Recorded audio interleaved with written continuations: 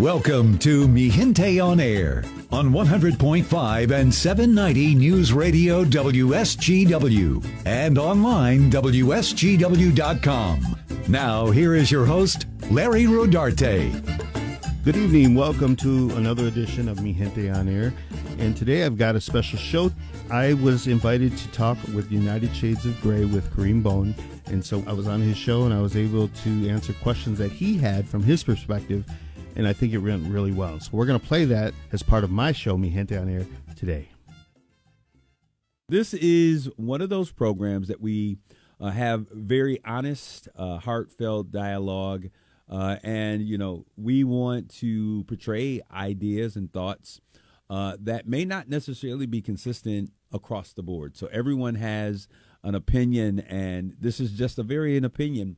And so it's important for us to have those out there so that when we live, we have something that we can gauge our conversations and how we think by them. If we always only listen to those who are just like us, who think just like us, and we operate in silos, then we don't really get the benefit of why we are all so diverse in our background. So if you're watching via social media, you will see that there's another mug in the camera with us. That is Larry Rodarte, one of my compadres from over at Mi Gente Online. And so he's with us today. Larry, give a shout out to our USG audience. Hello. Thank you, Kareem, for having me today. And so he just gave, it's funny because normally Jonathan, who is my producer, usually comes in and he says, hello. And you just stole his intro. So I don't know. I don't even know what to expect. We're going crazy in the studio on today. But Jonathan, what's going on? Well, Mark's not here, so I'll take his hey now. Hey now, you're an all-star. Get your game on. Go. It's when you're sitting in this chair that we respond to you that way because we're looking directly at you. Okay. All right. I feel that. So we have Larry here today. I visited his show a few weeks ago, and I think I really enjoyed my time with you. And you know, it's kind of we cross-pollinate our shows. I know that you were recently on Art Lewis not too long ago. Mm-hmm. I did Art just a little bit ago. And so we try to make sure that our listeners are able to kind of just get a sense for the other things and the other programming that's taking place. Larry, why don't you share a little bit with our USD audience who's out there what your purpose and what your goal or your aim is for Mi Gente, and also share with us when can they listen to it? Well, it's on every Tuesday evening at 7 p.m. That's when we actually record the show. And sometimes if we can't made our schedules together, my producer and I, then we will actually record on Fridays. But as long as we've got a show that's available for Saturday and Sunday, when the show actually airs 8 p.m. on Sundays and 5 a.m. on Saturdays, then we're good. But, the whole idea is to promote Latino culture, to promote Latino contributions and concerns. And so that's what we have done in the last 5 years when management here at Alpha Media, now Connoisseur, called me in a meeting, and you were a part of that whole thing and the development of Mi Gente on Air. So I want to thank you for that. And I can't believe it's been 5 years already. But that's what we do. We're just like you. You're my counterpart, in United Shades of Grey. I listen to it. I sometimes tap in there, and I pretty much agree most of the time. If not, I'll make a comment. And I think that these shows are really important for our community so that there is that other voice. Because if you're listening to WSGW, the programming is definitely... What kind of programming are we normally listening to? Yeah, we're typically listening to right-wing programming.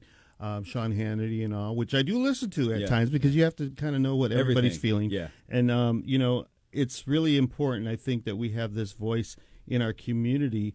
And as I've always said, I really didn't want to do this. I was already kind of looking at my retirement years or whatever, and I was doing the magazine. I'm selling, tacos on the side as well as a food truck. Yes. Yeah, Patitos. But I knew that we had to have a voice at the table as Latinos in our community, in our greater community. And so my father had just passed away. I wasn't feeling it, but I said, you know what? I better go and do this because there many, many years ago, before Jonathan was even born, I went to Specs Howard Broadcasting School in Detroit. Really? Yeah, after I graduated with a bachelor's degree at Michigan State University. in communications. Go green. Yeah, go green. And so I thought, well, I worked in broadcasting many, many years ago. I was a AAA traffic reporter throughout the state of Michigan, believe it or not. And my first job outside of Specs Howard, which Specs Howard just recently passed away, the founder of that media program. It was a great school. We learned how to do, by cutting tape and everything the old school way. Yeah.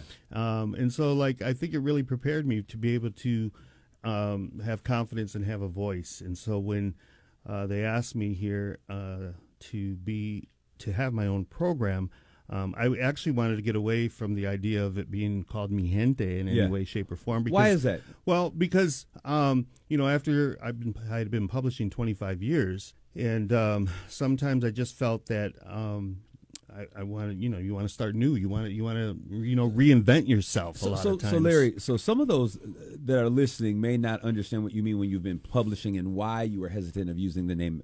Yeah. So just kind of clear it up. Yeah. Well, in 1995, I came into the community from Detroit. Actually, I had recently gotten married. My wife had 4 sisters, and so it was very difficult to live in the Detroit market area because we were coming home every weekend. Yeah. She wanted to be with her sisters or what have you, and so we were coming back and forth, and all of a sudden Selena the singer died, the Tejano singer. Selena Quintanilla Perez, and so it was devastating. I mean, people don't realize what a big impact that was for Latinos because she was Tex-Mex, she was a Mexican-American citizen like us, and but she was rising and crossing over. Larry, let me ask this question, though, because I think that you said it correctly. People don't understand really what she represented to La Cultura. Yeah. So why don't you explain why her, of all of the different individuals, folks who I consider iconic, what was it about Selena's? Well, Selena, she really had it all. She had the look, she had the talent, she had the charisma, her native language was English. She didn't speak Spanish when she started out. She learned Spanish eventually, but she was singing in Spanish. Yeah. She did it all. Selena really did it all. And when she passed, unfortunately, she was at the top of her game, ready to cross over into the English market. And thank God we have the few songs that she did record her last album in. Yeah. I Could Fall in Love, and there's a few of them that really hit big. Thank God we have that because it gave us an indication of what was to come. Yeah. Even though she was, shot down in cold blood by the president of her fan club, And one of the things that I was really affected by, because I was in mourning. I was really in mourning. I mean, it was like the big celebrity death that really hit me. This is Whitney Houston, Michael Jackson. This is like epic. Yeah. Someone said to me that had Selena had an opportunity to continue, there would have been no need for Jennifer Lopez. It's true because Jennifer Lopez's career kind of came off of Yeah. Selena the movie. Although Jennifer was doing her own thing. Yeah. The show that she was dancing on. In Living Color. Yeah, in Living Color. So she was, I think she was on her way. She's beautiful, and I think she would have also had a career. Maybe not to the extent that she has today. Yeah. But, Selena, when she passed, it was devastating to our whole community. You knew, it was just like John F. Kennedy. You knew exactly, not that I was alive when John F. Kennedy died, but everybody talked about how they knew where they were when he died. Where we were. And that's how in the Latino community, you knew where you were when you heard the news. It was devastating. And so, one of the things I remember was shock jock Howard Stern, who, in those days, he wasn't the Howard Stern that he is today. Yeah. He was more vulgar. And he talked about Mexican Americans worshiping velvet Jesuses, and that they had gunshots in the background, making fun of Selena's passing. Wow. And so that affected me, and I said, you know what? I said it to my fiance at the time. I said, I should just start my own publication and, get the word out there, because I was working in Detroit for a president of a company who one of my main jobs was doing a company newsletter for one of the big 3 companies. And so there I go, and I started Mi Gente, and it went like hotcakes because we put Selena on the cover. I don't know how I had the inclination to contact L'Oreal for that beautiful picture that I put on the cover when she was one of the models for their hair products and stuff. but it just took off like so crazy. So did you get so that you could have the rights to publish, right? Yes, Okay. because I wanted to make sure I wasn't going to get sued or anything. And you in those days, it was a whole different ballgame than it is today, because everybody uses everybody's stuff today, even though you're not supposed to. But in those days, you could actually get sued. So I made sure I covered my T's, or crossed my T's and dot my I's, and we took off. And it was amazing how everybody responded to it in this community. Do you think, and we're talking about the voices of the culture in essence, she represented something, I think, because she wasn't trying to be, gringo. She wasn't trying to be white. She was really embracing the fullness of her culture, right? Yeah. And bringing her whole self. Do you think that has there been anyone that's been able to kind of walk in that path? Not to that extent that she was. We had Gloria Stefan. We I go love back. Gloria Stefan. Yeah, and I love her too. We go as far back as Ricky Ricardo on the Lucy show. Yeah, a Cuban American who came. Well, he was Cuban and came over. But he was really the one that broke the barrier. And then we had Richie Valens, I should say, and then Gloria Stefan. But with Selena, because the population here in America that are Latinos are predominantly Mexican Americans or from Mexico, this was one of our own. This was somebody who we had never had before. We had Mexican regional singers that were big and had taken off as well, but only in that genre. This is one that she was big in the Tejano genre, That's which what I was was gonna say, yeah. Mexican Americans. Tejanos, that's what my roots are. My father came from Texas, from Uvalde. And so we really, even my dad, I remember, he connected with Selena. So you had generations of people, not just the young people. There was a whole generation of Mexican Americans that connected with her. All right, so I want you to clarify, to give some greater clarity to a couple of things you presented. One of those is, so when we think about black music, quote unquote black music, we think R&B, rhythm and blues. We think hip hop. We think rap. Folks understand that because that music has been so pervasive in the landscape of music. We know when we hear the good old classics, the R&Bs, we have now come into a full awareness of what hip hop is, and that it's culture driven, and that rap was that initial expression, raw initial expression. Explain the differences you gave, Tejano music versus other forms of Latino music, that people may not understand those subtle differences, like the big band music. What's the difference? What are the leading forces or the leading sounds? The Tejano music, I think, at its core is the accordion, and that's coming from the German polka, the polkas that they used to, and it's really something how the accordion has crossed waters. Because when I was in the country of Serbia in 2018.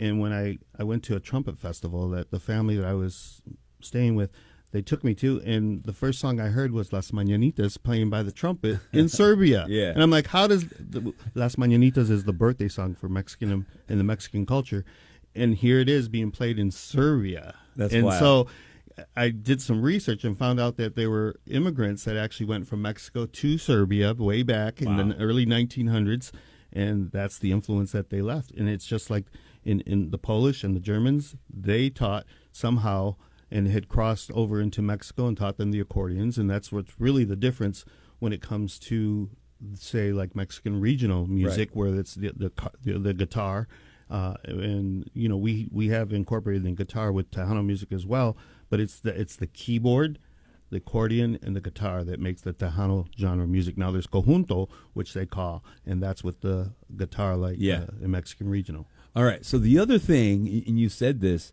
black folks are confused. Like, okay, Hispanic, and I think everyone is outside of the culture. We hear Latino, we hear Chicano, we hear Mexican, we hear Hispanic. Yeah. Explain to us these delineations between these terms that the community uses to express their ethnicity. Yeah. It's difficult because every few years there comes a new term that they coin, like Latinx, like all of a sudden. African Americans and Afro Americans. Yeah. Now we're I get it. It's very similar. Well, I want you to know that I consider myself Mexican American. Okay. Okay. when I was a young boy, I used to go around the house saying, my father's name was Valeriano, okay? And I would go around the house and say, Valeriano es Chicano, just to kind of rhyme or whatever. Right. And my mom stopped me. She said, no, your dad's not Chicano. And I said, well, what's a Chicano, And a Chicano was somebody who was protesting, assimilation into America. They were the Mexican Americans that stood up for the rights of the people. So kind of like the protesters today, but way back in the 60s. And there was the Chicano uprise in the 60s. Wow. Even at Michigan State University, Yeah, your yeah. alma mater, Rosa Morales, all that group of people, Yes. Daniel Sosa, the former Yes. councilman, they all protested during that time period for better conditions for Mexican Americans that were attending the school, believe it or not. Now, when I went in the 80s, I was one of 48 Latinos at that university out of 48,000. 48? Yeah, one of 48. Wow. Yeah. So you see where we've come a long way, right? And the thing is that Hispanic was a term that we all kind of assimilated to and got used to and utilized. Yeah. But come to find out, it was coined by the Census Bureau. I remember the lady, I did a story on this, and she's the one that coined it and made it popular so that people that were filling out the census forms, they had something other than white to fill out. Really? Us Mexican Okay. Americans, Right. yeah. Wow. Or anybody who was of Latino descent. Now, I don't mind the term Latino, even though some get upset with that as well. But to me, that's everybody who is of Latin descent in these Latin American countries. So what is the issue with Latino? Is it because it does not It's not inclusive of Spain, Spain, okay. which is our mother language, Yes. motherland, where the Spaniards came over, and they were the ones, along with Christopher Columbus, that mixed with the indigenous Indians that made the mestizo people of the Mexican race. So, if we didn't have our Spaniard connection, there wouldn't be the Mexicans. They would just be the indigenous Indians of the Aztecs, the Mayans, and all the many Indian tribes. which that would represents grow. a large the largest portion of the population that's here Yeah. in the States. Yeah, and throughout Mexico, those Right. indigenous Indians have descendants that are still living, and they still celebrate their individual languages and cultures and foods and everything. Every state in Mexico has a different type of indigenous Indian, believe it or not. No. And when you go there and you can see it. Yeah. You can see one of the things, and I'm glad we're having That's this a good conversation. point, because I'm glad you're saying that, because rather than just going there and laying on a beach, Yeah. you're actually experiencing Oh, the absolutely. culture that Absolutely. is so vibrant and so, it's so passionate. And that's one of the things. Wherever I go, I want to see. Yes, I'm going to do the touristy thing, but I want to see what the people are like. So I get off the beach. You got to get inland. You got to go into the areas, and see the people. Now, what was interesting is when we were talking about the Afro Latinas in Mexico. Like, I've seen a population of folk who are darker than I am with afros who are considered they're Mexican. Yeah. Let's talk about that a little bit, because we don't see that as a picture of what we think of when we think Mexican. Yeah. Let's talk about the diversity that exists there. There is great diversity from any Mexican or in Mexico as well as Mexican American. There's diversity because you had, just like in Puerto Rico, the Africans that mixed with Yeah. the indigenous again. Yep. And that's how you get the Puerto Rican race, believe it or not. And then the Africans also mix with the indigenous Indians of Mexico, and that's how you get the Afro-Mexican race. That's the darker race that you see in Mexico. There is, I think, a lot of racism within Mexico, similar to America, but there's a lot of classism. I was going to go there, so I'm Yeah. glad you said. Let's talk about that a little bit, because here in the States, when it comes to African Americans, we refer to it as colorism. Light skin versus dark skin. There was a thing called the paper bag test back in the Renaissance days, where if you passed, you were lighter than the paper bag, you could pass. We call it passing. Mm-hmm. You could pass for white. If you were darker then you couldn't pass, and there was benefits to being able to pass. Do those same types of dynamics exist in the Latino culture? Oh yeah, definitely. And I've lived it. I've experienced it. In fact, I remember very young. my mom, because she came from Saginaw, born and raised in Saginaw, but came from the era of the 1940s Saginaw High era, and she used to refer to African Americans as colored. And I said, "Well, what color are they, Mom?" Because I was already in the. It was this is probably a conversation in the late '80s, the '90s, and she would get upset with me for saying that. But I wanted to teach her, that that's not really acceptable. But the older generation, they just went by what they knew. Yeah. And it's unfortunate that my mom, her name was Anita, always hated her name. So she said that in school that her name was Annie and that she was from Spain. She never stepped foot in Spain. She was, but it was because of how they were treated. Absolutely, the betrayal. And especially here in Saginaw. Now I get it. We come from different lands or whatever. We're all supposed to assimilate or whatever, and that's how we were indoctrinated. I think in schools. I went to Bridgeport, Thomas White Elementary. I always heard about Dick and Jane, never about any other culture or whatever. And so I realize now how our history has been kind of erased. Yeah. When we talk about the Alamo, I was just recently there in December. Everything was Davy Crockett. Well, they didn't talk about the other side. The other side was my side, believe it or not. In terms of my ancestry. And yet it wasn't portrayed as it was good versus evil. You know what I'm saying? And so, that's a concern. But anyways, I hope that I bring a clear definition of my culture to your show. And I think that's why you asked me here, right? Yeah, no, absolutely. There is such a strong connection. We always refer to it as the Black and Brown Coalition.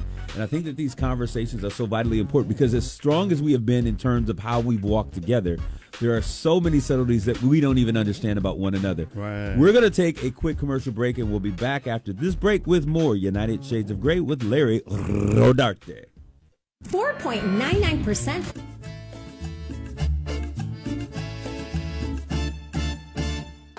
This is Mi Gente on Air on WSGW. Good evening. Welcome to another edition of Mi Gente on Air. And today I've got a special show. I was invited to talk with United Shades of Grey with Kareem Bone. And so I was on his show and I was able to answer questions that he had from his perspective. And I think it went really well. So we're going to play that as part of my show, Mi Gente on Air, today. Larry, we do a lot of coalition building. We do a lot of work together. Mm-hmm. But as we sit down and we have these conversations, what I realize we don't spend enough time doing is just talking and having these opportunities to talk about, hey, what does this really mean? We Black culture is so widely represented in popular culture today, right? Mm-hmm. When we look at the music, we look at the art forms, we look at the clothing, and we now see a strong emergence of Latino culture being represented in places and spaces it's never been before. What does that representation and being able to see the first of this or the first of it, what does that mean to you? It means a lot. It means that we are being accepted. And so, that's one of the things. My mom was a storyteller, She would always tell me things, and then her aunt, my Aunt Della, she taught me a lot as well. And one of the things I remember them both saying is that when they went to school back in the 40s, their mother or my great-grandmother would make tacos for lunch. And they couldn't eat with the rest of the kids, not because they couldn't, but they didn't want to because they were embarrassed by their food. So they would go around the back and they would eat their tacos and so that they weren't laughed at or whatever while kids were eating peanut butter sandwiches in school, And so that's where they came from, in that regard. And so like I said, my mother, she was ashamed of her name. She said she was from Spain. That assimilation that was taking place, basically blacked out culture of ours, whereas nowadays we celebrate it in a much bigger way. And I want to regress a little bit in regards to Selena. Right. Selena, when she passed away, that's what prompted me to say, you know what, I should write my own publication so that we could counter those attacks like what Howard Stern had said about her. Right. and some of the negative connotations about her, because they tried to compare her to Madonna, the singer. And at that time, Madonna had an exotic kind of reputation, and that wasn't our Selena. Exotic is being nice, Larry. Yeah, that wasn't our Selena, right? And so that's one of the things that I wanted to counter as well with my publication. But you got to remember, Selena, Gloria Estefan, she knocked the door down, and Selena blast her way through that door, right? Because then you had the emergence of Ricky Martin, Enrique Iglesias, Shakira, Marc Anthony. You had all these Latino artists, and it was really cool to be Latino in America. Do you remember that time? Yeah, I do. Now I'm making you recollect that because no, I do, because people forget about that. Absolutely. And then came Jennifer Lopez too, the emergence because of Absolutely. the starring in the movie and all. That was a great time to be Latino. Everything was, the food, the culture, everything. And then came 2015. Donald Trump said, Mexico don't send their very best. Coming down that escalator, everything changed, and now we're seeing at a time where, we're villainized. Because we're associated with immigrants and migrants. But I want to talk about that because you used the term assimilation a couple of times. And do you think that there is a need, or that individuals that come to this country, whether they were born here, or that there is a need for assimilation to the American identity? Well, and what is that identity? If you want a peaceful existence in America, then yes, it is. Okay. And you see what I'm saying there? Yeah. Because you got to realize when we look back at the history of Mexican Americans in this country now, we see how, yes, we assimilated. And, in my family, we really assimilated because my dad was so successful as a builder here with Rodarte Builders. Yeah. Even the name Rodarte, that's not how we said it, but we accepted it because we had to assimilate, right? And the thing is that people, it was really difficult. And that's like the $1 million question you're asking because, if anybody comes into America, they should speak English, right? They should, assimilate into what American culture has been perceived as American culture, which Bad Bunny tried to change that at the Super Bowl. That's why he said, "Together we are America." We didn't even talk about that. I know. Go That's ahead. what I'm saying. There's so much. Go ahead. It's like I'm bursting with all this information today, right, Jonathan? But the thing is, what I want to say is that we now look back, my generation, I think, who aren't fluent in Spanish, because they told our parents not to teach your kids. You're going to, it's going to hurt them in the schools. They're not going to excel, But, I look at all these European kids that at such a young, early age, they know multiple languages, 3-4 languages. And, I think we really suffered as a culture because we lost our language. So when you talk, and this is so interesting to me because in black communities, assimilation, and it's not assimilation to the American principles or the ideals, because I think as a people, when we think of black folks, blackness is American. Okay, I think you can't get much more American than blackness. Even Ebonics is Right, American. right, Yes, right. I totally understand that. And so hearing you say that there was this feeling that we needed to assimilate, and trust me, I think the pressure to assimilate goes across racial identities. But do you think that there is a greater push or burden on Latinos to assimilate because of their connection to the border? I think there is in some instances where you have people who are really upset because if they hear Spanish in their surroundings, they get upset. Speak English. You're in America. When again, that's what Bad Bunny was trying to say. Mexico is America. I had exchange students from Mexico, 2 of them, right? They lived with me for the exchange year. Right. They would get mad every time I referred to the United States as America. We know it as America, as Americans, right? But it was offensive to them because they consider themselves American. Yeah, we're not the only Americans. Yeah, and it's not just Mexico and the United States. It's the whole continent, And I remember when Pope John Paul II came and he visited Mexico City, and there's a great affinity to the Catholicism in Mexico, of course, and that's why he went. But he deemed it the Our Lady of the Americas, meaning Our Lady of Guadalupe, because she represents all of the continent in America. Although she is the affinity to her specifically because the apparition happened in Mexico City, present day Mexico City, but she is Our Lady of the Americas. And people don't understand that. And, I think Bad Bunny was like one of the first on a national stage, such a big platform, to come out and say that, and people are still confused about it. Together we are. That's why he ran it off all those different countries at the end of his show. Remember? Yeah, and then he included Canada, absolutely, and Mexico and the United States. Well, I think it was so exciting to me just to be able to see such diversity on TV. Yeah. I like it. It's funny because if you remember last year for the Super Bowl, it was Kendrick Lamar. Yeah. And Kendrick, when he got done, people were like, what happened? They not like us. I didn't get they it. They not like us. But this is the crazy thing about it is that he was speaking English, but there is such a chasm between the black experience and black culture and mainstream American culture, and we speak the same language. Now, Mr. Bad Bunny, he took it to a whole new level. He says, I'm not speaking one stitch of English. Yeah, I'm going to do the entire show in Spanish. But what their kindredness is that after the show, people had to go back and they had to tune in and to talk with those people who were aware and spoke the language to decipher it.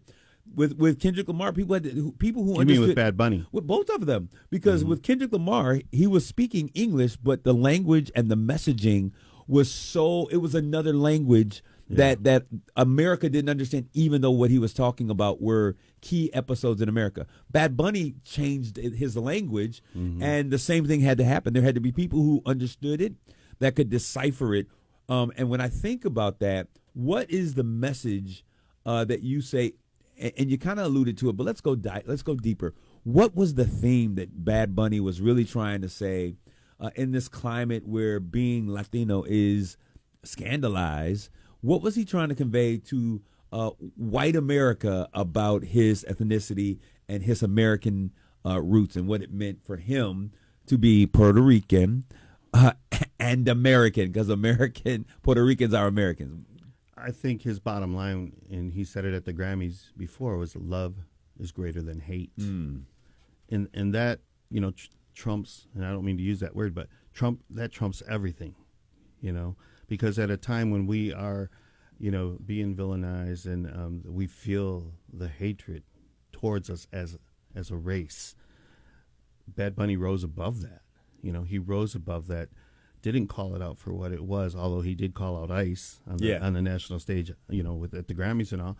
But he said love is greater than hate, and that I think supersedes everything else, because we are feeling that at a time like we've never in the history of our country in America. I mean, individually we may have, and there may have been instances where Latinos or Mexican Americans felt the racism or what have you, but not on a scale of this magnitude where everybody is being affected by it. Everybody.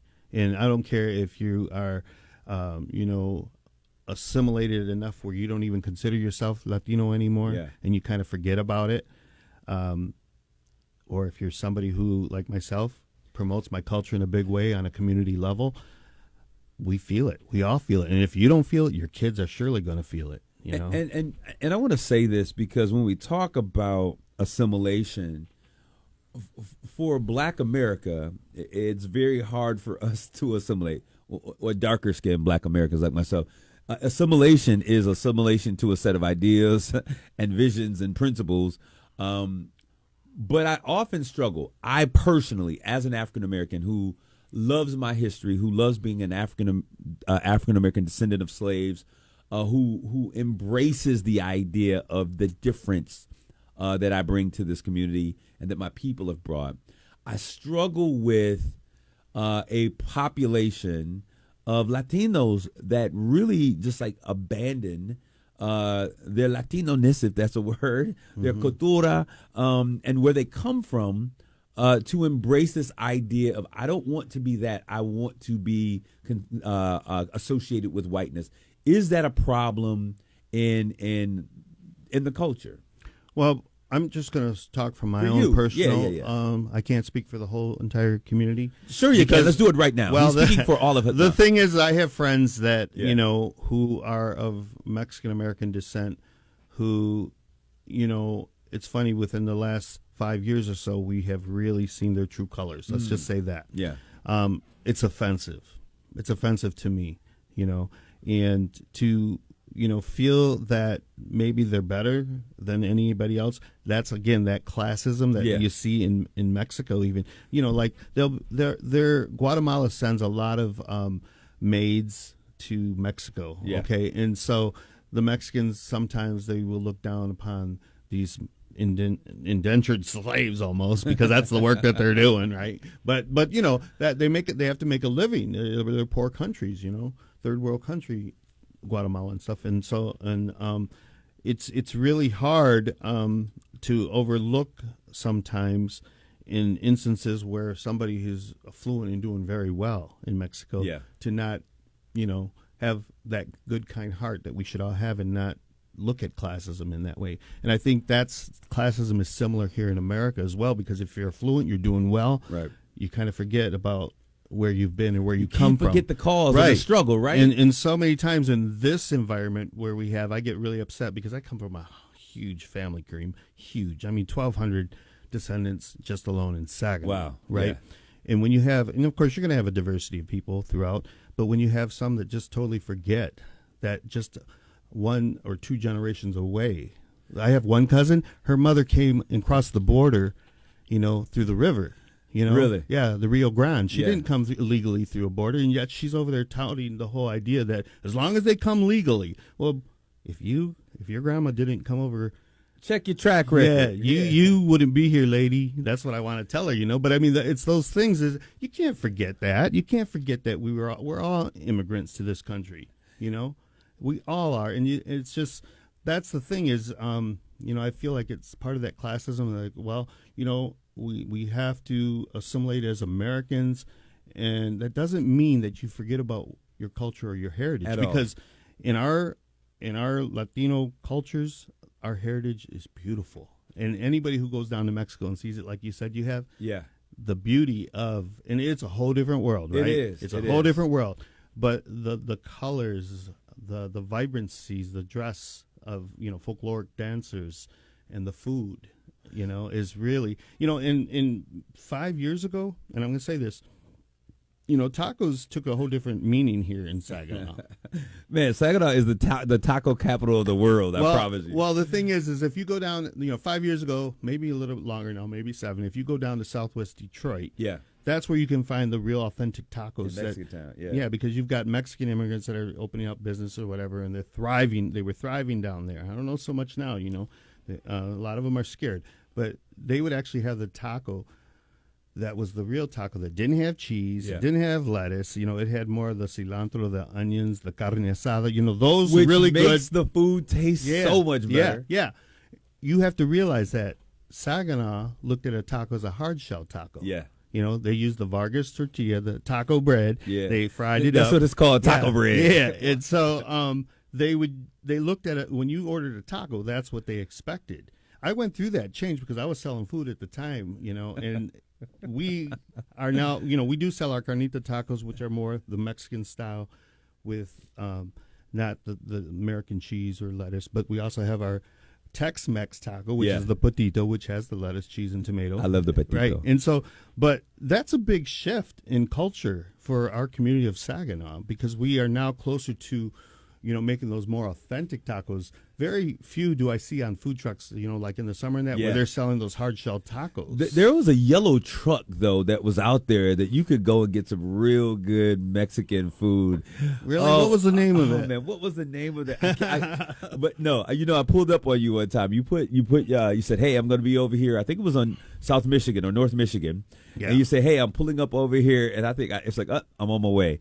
It's interesting that, like, when we talk about tacos, and I got a whole taco community that's coming in the stream, but black folks love tacos. Yeah, they do.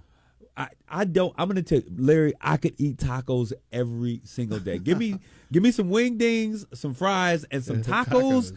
That is a month's menu. What does it feel like when you see your culture, when you see your food and your culture and these other things be consumed, be embraced, be taken in and accepted, but yet your people are ostracized? That's hard. That's really hard. And recently there's been some videos that you see on social media where ICE agents went into a restaurant in Minneapolis that was serving Mexican food in a Mexican restaurant, and the owner came out and said, are you ICE? And they denied it. They denied that they were ICE, but they came from an ICE vehicle because the cameras in the restaurant showed it.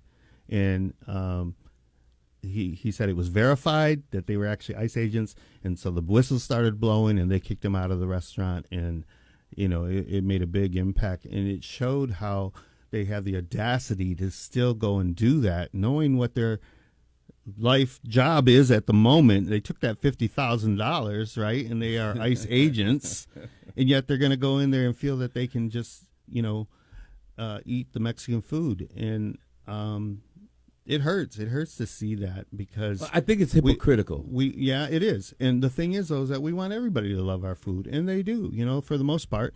In the wave of the adoration for the food, Mexican food in general, over the last 10 years is huge, because if you remember, when we talk about those tacos like that, the Saginaw taco was the hard-shelled taco.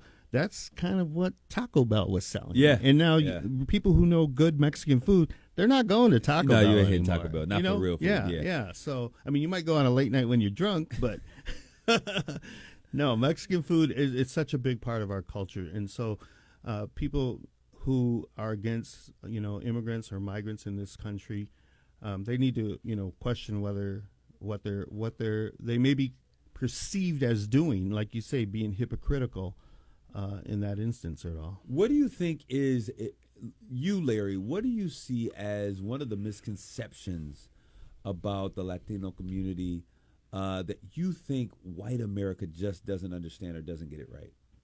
Is there something out there that you think? I think everything is pretty much out there. Okay. We've our passion, our love for family, having huge families, and the music. It's such a big part of our lives, and there's all these little things that we kind of do that we took for granted and didn't necessarily understand that they may not have celebrated, like loteria, which is Mexican bingo, or quinceañeras. It's just a part of our life that we've always known, and yet when I went to college at Michigan State University, there was things that I said that I didn't realize that they didn't understand, because it was the Mexican word for that. Like I say secador, that's a towel. It's just something as simple as a paper towel, and so I think that everybody in our country, diversity is a plus, and when you experience other people's cultures, you grow as a human being, as a person, and that's why I love going to Europe when I do. Like I go to Italy or Spain, and I experience that, because it's a whole different world, like you say, like in Mexico, and I feel like I grow as a person every time I do experience a different culture. All right, I want you to give us, all, myself and these listeners that are out there, give us something that we can say to honor the Latino community. Give it to us in Spanish. A little phrase of something that you can say that when we share that, or when we say that, it brings honor to the Latino culture. Viva Mexico! That's what you're going to give us. That sums it all up, because that incorporates the culture, the food, the music, everything. So Viva Mexico. That's what they said in many times in battle or what have you, was Viva Mexico. Viva Mexico, long live Mexico. Pretty much. All right, so I certainly want to thank you, Larry, for coming in. You said it best. This conversation, this collaboration that we're having between the Black and the brown communities has been a bedrock of support that we have been able to really make great things happen, including knocking down the doors here at WSGW. And thank you to everyone who's played a part of that. But I just want to say, in your words, not mine, Viva Mexico. Long live Mexico. We thank you guys for tuning in this week. God bless you all. Thanks for having me. Grace and peace. What if your child's